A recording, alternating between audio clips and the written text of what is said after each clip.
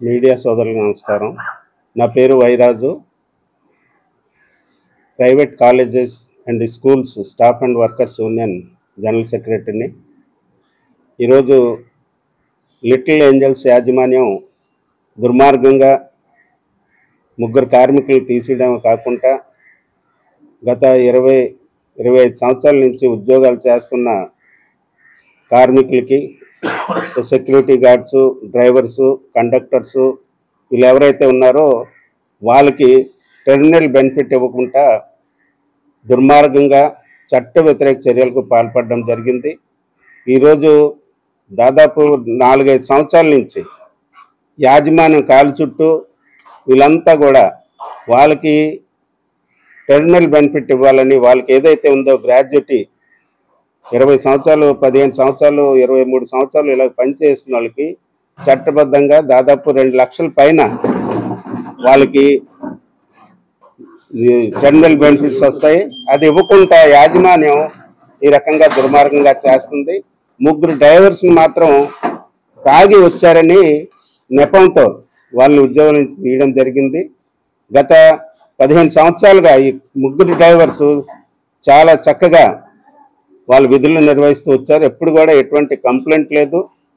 Company పట్ల, సంస్థ పట్ల విధేయతతో ఉద్యోగాలు చేసినప్పటికి కూడా కేవలం వాళ్ళకి సీనియారిటీ పెరిగిందని, ఎక్కువ జీతాలు ఇవ్వాల్సి వస్తుందనేసి యాజమాన్యం దుర్మార్గంగా తప్పుడు అభియోగం మోపేసి దాని మీద ఉద్యోగాన్ని తీసింది. ఒక బూటకప్పు డొమెస్టిక్ ఎంక్వైరీ పెట్టి అది తీసేయడం అనేది చట్టవిరుద్ధం. ఎందుకంటే వాళ్ళు సంస్థలోనే మీటర్ పెట్టారు. ఏదైతే లెక్కర్ చెక్ చేస్తారో ఆ మీటర్ పెట్టుకొని వాళ్ళు సొంతంగా నిర్ణయించారు. పద్ధతి ప్రకారంగా అయితే డ్రైవర్స్ తాగి వస్తే వాళ్ళ చేత ప్రైవేట్ డాక్టర్ కాకుండా ప్రభుత్వ ఆసుపత్రిలో ఒక రిజిస్టర్ ఎవరైతే డాక్టర్లు ఉంటారో వాళ్ళ డాక్టర్ల చేత మెడికల్ టెస్టులు చేయించాలి. వాళ్ళకి బ్లడ్ ఇది చెక్ చేయాలి, అలాగే యూరిన్ చెక్ చేయాలి.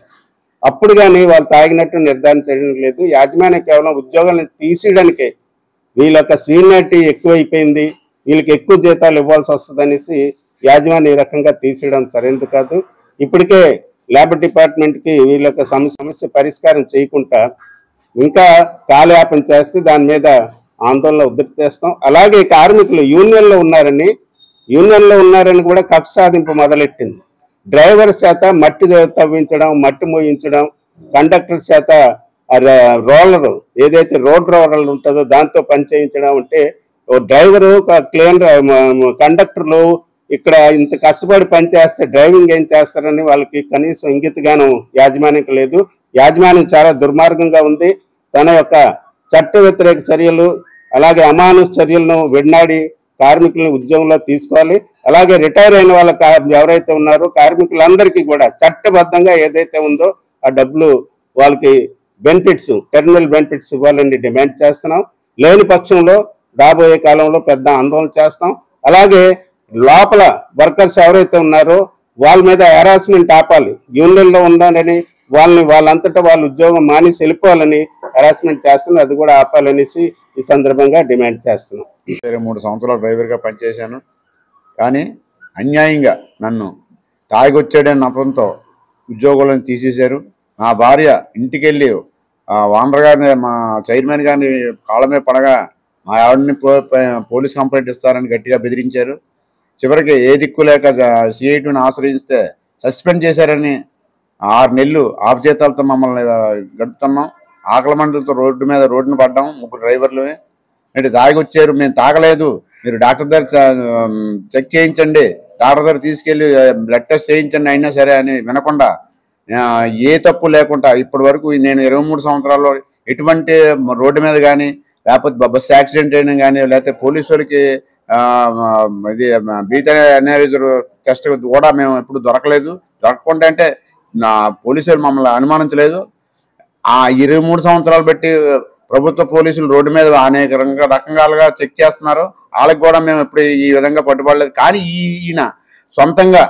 ఆయన సొంతంగా చేసి మమ్మల్ని తాగొచ్చారు, మీకు ఎంత వచ్చింది అంత వచ్చిందని 60 వయసు వచ్చింది, 70 మీరు తాగి వచ్చారని బలవంతంగా మమ్మల్ని బయటికి తోశారు.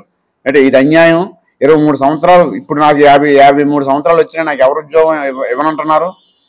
50 సంవత్సరాలు వయసు దాటింది, మీకు ఉద్యోగం ఇవ్వనంటున్నారు. మీరు ఎలా బ్రతకాలి? అంటే ఇతను 23 సంవత్సరాలు మా వయసులో ఉన్నంతసేపు వాడుకొని ఇప్పుడు బయటికి తోసేస్తే మేమే ఏం బతకాలి? మా భార్య పిల్లలతో ఎలా బతకాలని నేను లిటిల్ ఏంజల్ స్కూల్ యాజమాన్యాన్ని ప్రశ్నిస్తున్నాను. ఇంతవరకు మేము రోడ్డు మీద ఆందోళన చేస్తామని తెలియజేస్తున్నాను.